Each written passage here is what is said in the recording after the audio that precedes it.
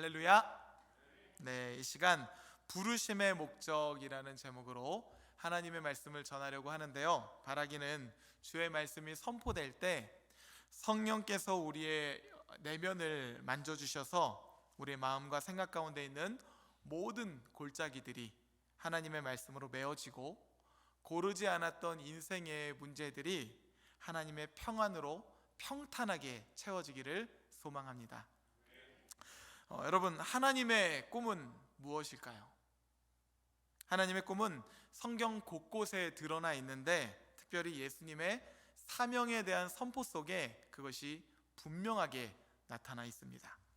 예수님께서 말씀하시죠. 주의 성령이 내게 임하셨으니 이는 가난한 자에게 복음을 전하게 하시려고, 포로된 자에게 자유를, 눈먼 자에게 다시 보게 함을 전파하며 눌린 자를 자유롭게 하고 주의 은혜의 해를 전파하게 하려 하심이라. 이 선포는요, 예수님께서 스스로 만들어내신 것이 아니라 구약 성경의 이사야서 말씀을 인용한 하나님의 말씀입니다. 하나님께서 오랜 세월을 통해서 이루시기를 간절히 바라셨던, 그 소망하셨던 꿈을 예수님께서 자신의 사명 가운데 다시금 나타내고 계신 것이죠. 그렇다는 것은 하나님의 꿈이 다 이루어졌다는 것일까요? 아니면 아직도 못다 이루신 꿈이 있으시다는 것일까요? 당연히 아직도 못다 이루신 꿈이 있으시다는 것이죠. 가난한 자, 포로된 자, 눈먼 자들에게 아직 하나님의 나라가 다 임하지 못했다는 것입니다. 그들의 삶 가운데 하나님이 주시는 안식의 회복의 역사가 아직 다 임하지 않았다는 것이죠. 예수님의 선구자인 세례 요한도 자신의 사명 가운데 이사야서의 말씀을 인용하는데요, 제가 세 번역으로 읽어보겠습니다. 요한은 요단강 주변 온 지역을 찾아가서 죄사함을 받게 하는 회개의 세례를 선포하였다. 그것은 이사야 예언서에 적혀있는 대로였다.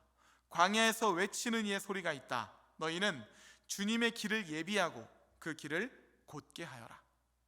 모든 골짜기는 메우고 모든 산과 언덕은 평평하여지고 굽은 것은 곧게 하고 험한 길은 평탄하게 해야 할 것이니 모든 사람이 하나님의 구원을 보게 될 것이다.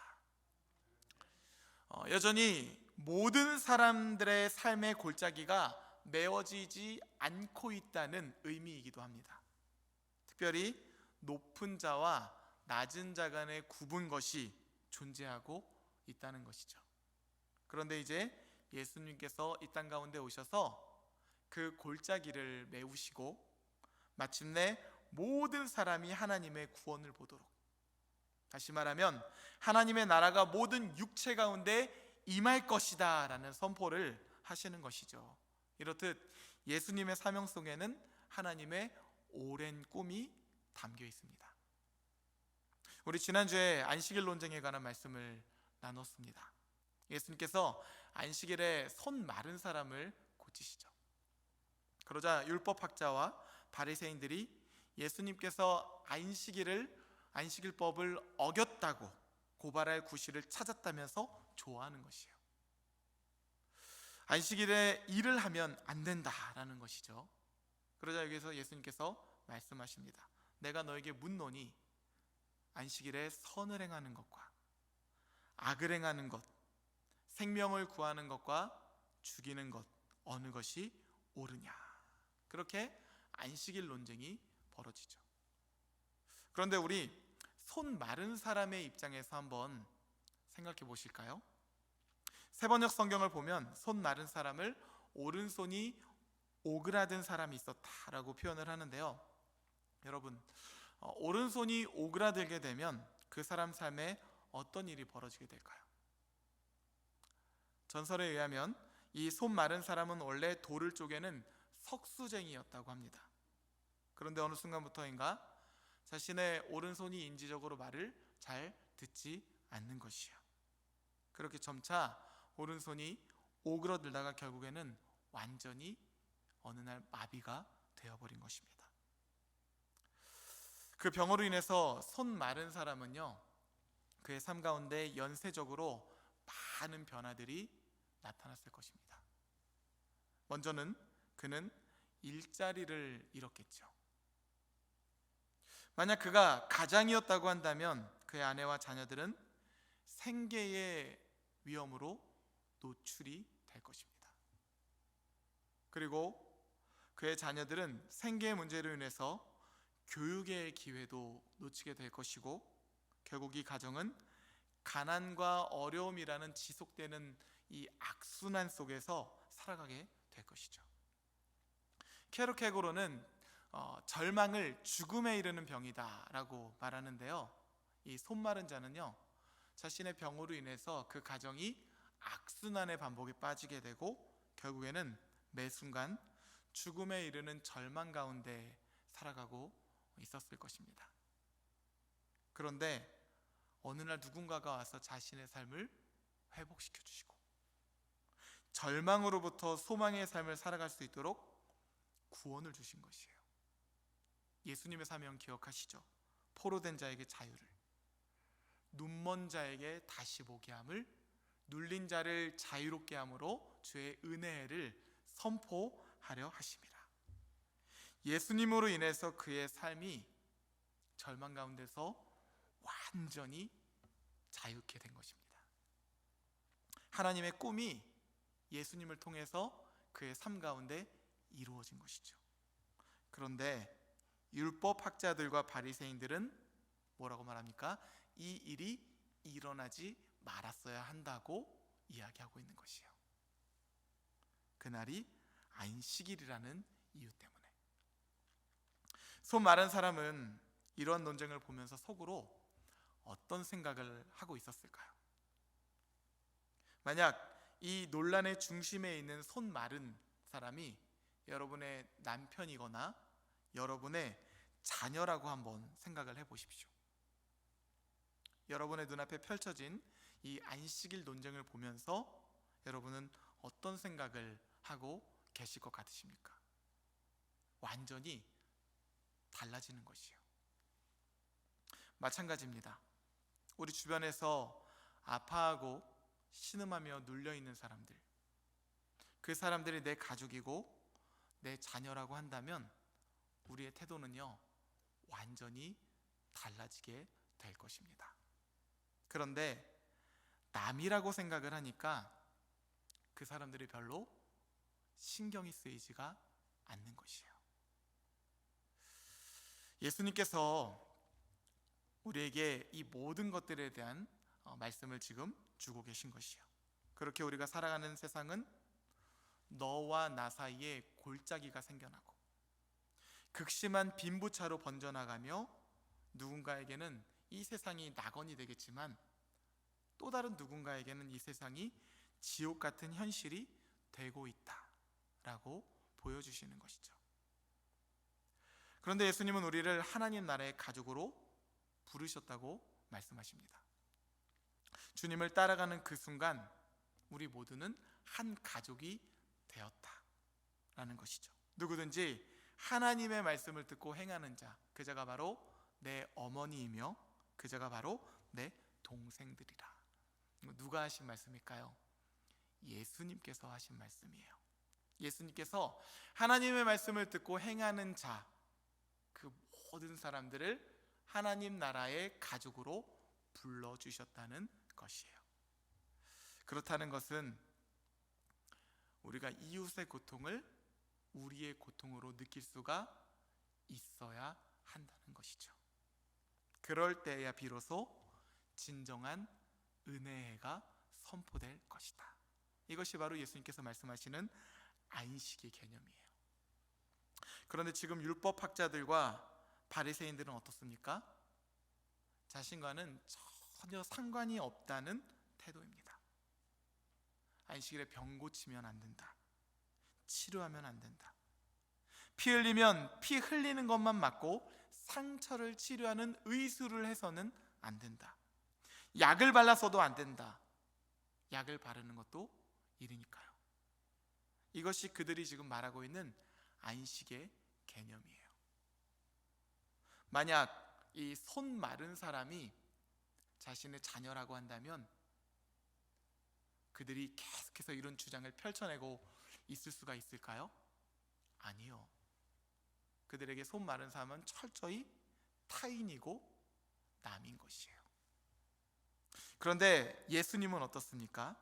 사람이 안식일을 위하여 있는 것이 아니라 안식일이 사람을 위하여 있는 것이라. 오히려 안식일에는 모든 사람을 해방시킬 수 있어야 한다고 말씀하시면서 손 마른 사람을 예수님의 가족으로 부르고 계신 것이죠. 저는 이런 말씀을 보면서 율법학자들과 바리새인들이 말하는 안식의 개념 속에서 해부학적인 그런 이미지가 떠올랐습니다. 하나하나 신체와 장기를 그리듯이 율법을 정확하게 설명하고 있는 것 같지만 막상 그곳을 들여다보면 거기에는 생명이 없는 것 같아요. 반면에 예수님의 안식의 개념은 다릅니다. 포로된 자에게 자유를 주고 계시고요, 눈먼 자에게 다시 보게 함을 주시고, 눌린 자를 자유롭게 하시며 생명을 회복시키시는 진정한 안식, 주의 은혜의 해를 실제로 전파하고 있는 것이죠. 여러분, 우리는 살아가면서 참 많은 사람들을 만나게 되지 않습니까? 저도 정말 많은 사람들을 만나게 됩니다. 어떤 사람을 만나면요, 막 힘이 나고 회복이 되고 제가 이렇게 마음이 풀리는 것을 경험을 하기도 해요. 그런데 반면에 어떤 사람을 만나면 정말 고구마 몇 개를 먹은 것처럼 속이 답답하고 대화를 하면 할수록 더 꼬여만 가는 것 같은 그런 사람들이 있죠. 또 어떤 사람은요, 자신의 속내는 전혀 드러내지 않고 상대방의 것만 들추어내려는 사람도 있어요. 그런 사람들과 대화를 하고 나면 항상 마음이 찝찝합니다. 사람의 영은요, 결국 다 느끼게 되어 있거든요. 여러분은 하나님 나라의 백성으로서 여러분들의 이웃에게 어떤 사람으로 살아가고 있습니까? 그들의 삶을 풀어주고 눌린 것으로부터 자유케 하고 은혜의 해를 전파하는 피스메이커로 살아가고 계십니까? 아니면 율법학자와 바리새인들처럼 헛똑똑이로 존재하는 그런 트러블 메이커로 살아가고 계십니까? 만약 우리가 후자라면 우리는요, 우리의 이웃들을 나와는 전혀 상관이 없는 타인이라고 여기며 살아가고 있는 것입니다. 오늘 본문을 보면 예수님께서 제자를 부르시는 장면이 나와요.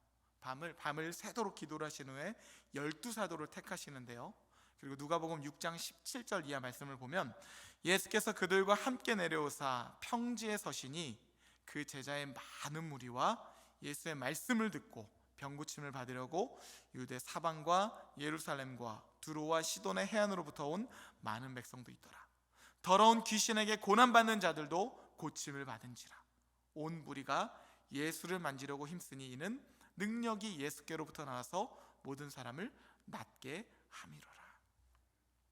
예수님과 예수님의 제자들의 사역을 통해서 안식일의 회복의 역사가 지금 삶 가운데 나타나고 있는 것이에요.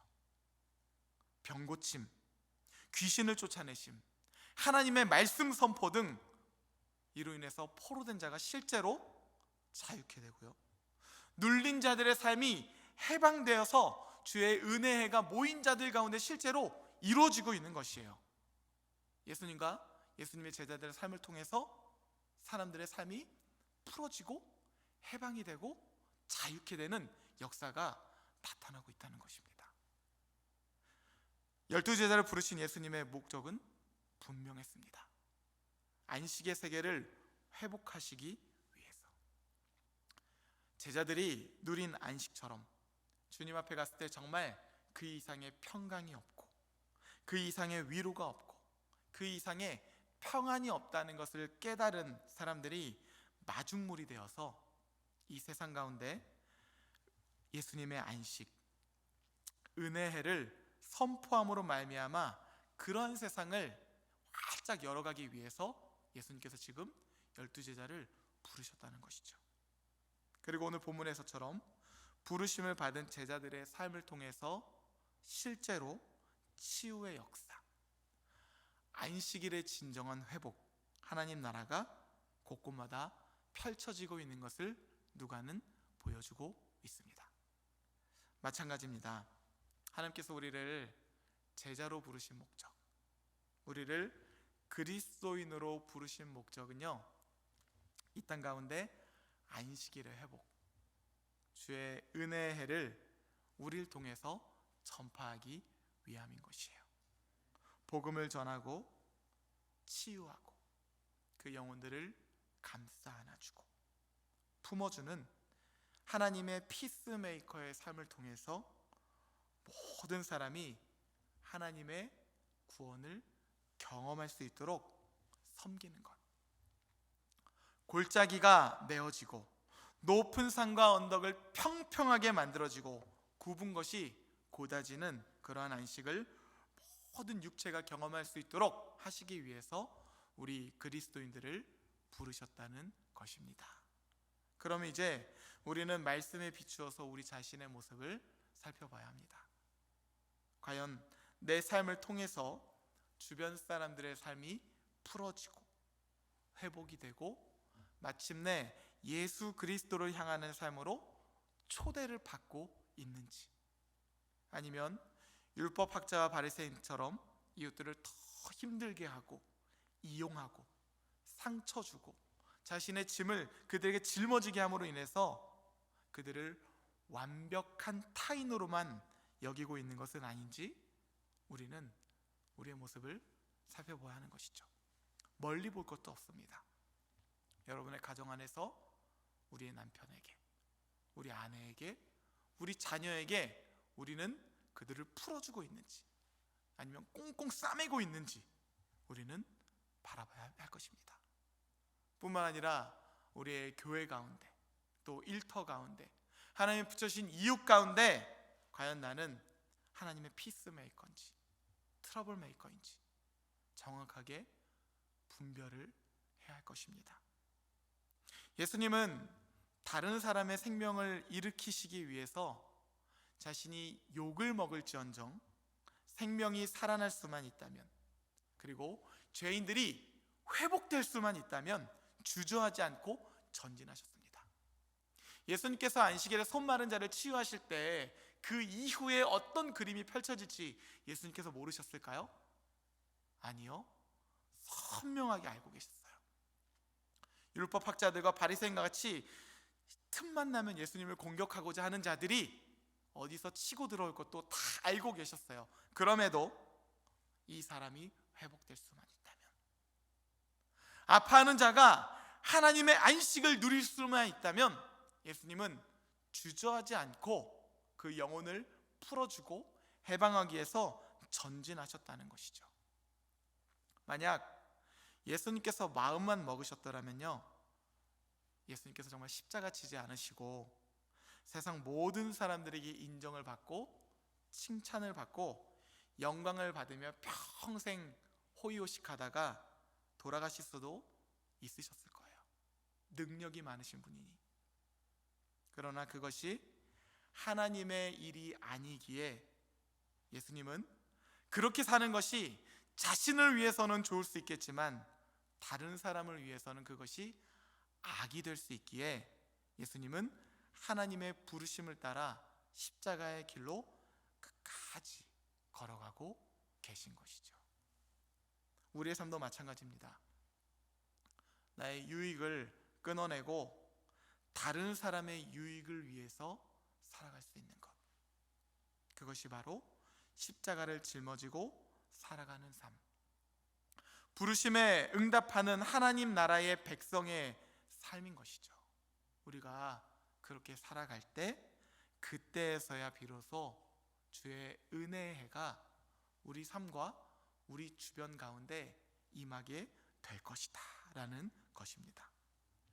그런 의미에서 자신의 안락과 자신의 지나친 안정이 펼쳐진다는 것은 내 주변 사람들의 삶이 무너지고 있는 것과 맞닿아 있다고 이야기할 수 있습니다. 내가 많이 가지고 있음으로 인해서 주변 사람들이 힘들게 살아갈 수가 있다는 것이죠. 하나님께서 왜 나에게 많은 것들을 주셨을까요? 나 혼자 호의호식하면서 평생을 젊었다가 나의 유익을 위해서 살다가 그렇게 행복하게 죽으라고 주셨을까요? 그렇지 않아요. 하나님의 피스메이커로 예수님께서 못다 이루신 사명을 우리 가운데 이어주시기 위해서 우리에게 건강도 주시고 생명도 주시고 하나님의 물질도 주시고 수많은 달란트를 주심으로 인해서 그것을 펼쳐내고 사용하라고 우리에게 주신 줄 믿으시기 바랍니다. 내가 많이 가지고 있으므로 주변 사람들이 힘들게 살아갈 수가 있다는 것이에요. 그러나 내가 하나님의 은혜를 받들어서 그것들을 펼쳐내기 시작할 때, 그때에서야 우리 이웃들 가운데서는요, 감동의 물결이 일어나고 은혜의 물결이 일어나면서 주의 은혜의 해가 시작되는 것입니다. 이제 말씀을 마치려 합니다. 예수님께서 제자들과 함께 많은 사람의 안식을 회복하시고자 하나님의 말씀을 선포하시고 병을 고치시고 귀신을 내쫓으시는 그 사역을 지금 어디서 하고 있다고 누가는 기록하고 있습니까? 17절 말씀인데요, 예수께서 그들과 함께 내려오사 평지에 서시니. 예수님은요, 유대인이나 이방인이나 높은 자나 낮은 자나 부한 자나 가난한 자나 모두가 하나님의 안식 안에서 동일한 은혜의 해를 회복하시기를 원하시는 것입니다. 평지에서의 사역을 통해서, 평지에서의 성육신의 사역을 통해서 모든 골짜기가 메어지고 모든 산과 언덕이 평평해지고 굽은 것이 곧게 되고 험한 길이 평탄하게 된다는 하나님의 꿈을 평지의 사역을 통해서 몸소 보여주고 계신 것이에요. 바라기는 여러분의 삶을 통해서 하나님의 이 꿈이 이루어지고 이웃들 삶 가운데 안식일에 회복이 되는 은혜의 해가 활짝 열리시기를 우리 주 예수 그리스도로 간절히 축복합니다. 그렇게 살아갈 때 우리 삶 가운데, 또 우리 교회 가운데, 우리 이웃들 가운데, 우리 가정 가운데 하나님이 주시는 참된 평강과 은혜가 활짝 열리게 될 것입니다.